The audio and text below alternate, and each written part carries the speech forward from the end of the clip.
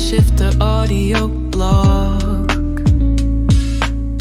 a place for your mind to grow. People who aren't trying to grow are actually toxic. Have you ever tried to grow a beautiful garden next to a toxic waste dump? Of course not, because nothing thrives beside poison. Yet somehow we expect our personal growth to flourish while surrounded by people who have no interest in their own development. I've come to realize that I need to share this with you.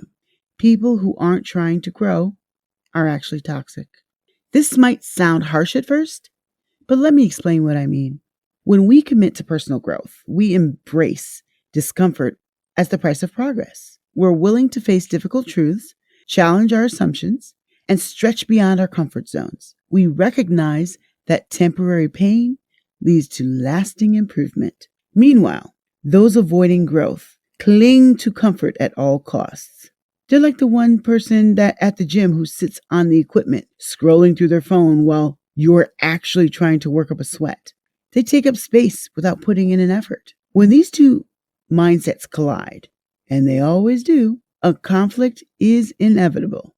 It's like trying to climb a mountain while someone keeps yanking at your backpack, insisting you stay at base camp where it's safer and more comfortable. Eventually, you have to decide, keep carrying their weight or cut the rope. This applies to everyone in your circle. Yes, even family. Blood relationships don't come with a mandatory subscription to stagnation. That uncle who dismisses your ambitions at every holiday gathering, that cousin who makes fun of your healthy habits, they're not just annoying, they're actively hindering your progress. Think about what happens to water when it stops flowing. It becomes stagnant, develops a nasty smell, and eventually breeds disease. People who resist growth follow the same pattern.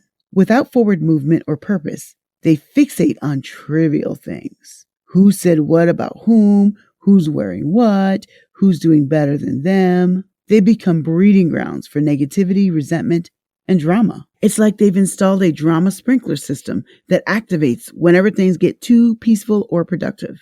And before you know it, they're drenched in their issues rather than focusing on your growth. Now is the time to take inventory of your relationships. Who celebrates your growth? Who challenges you to be better? Keep them close. Who consistently dragged you into their drama? Who makes you feel bad about your ambitions? It might be time to create some distance. This isn't about abandoning people.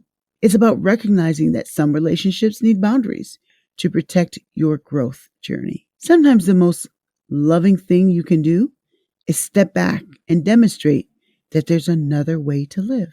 Don't hold on to those old friendships simply because they've been around for years. Time invested doesn't equal value received. That decade-old friendship isn't like a fine wine getting better with age. If it's actually more like a container of mystery leftovers in the back of your fridge, forgotten, growing something fuzzy, and probably dangerous to eat by now. Remember, you can't train for a marathon while someone keeps tying your shoelaces together and calling it protection. Give yourself the space, companions, and environment you need to reach your full potential. And sometimes that means recognizing when relationships have become toxic to your growth. Look at your inner circle.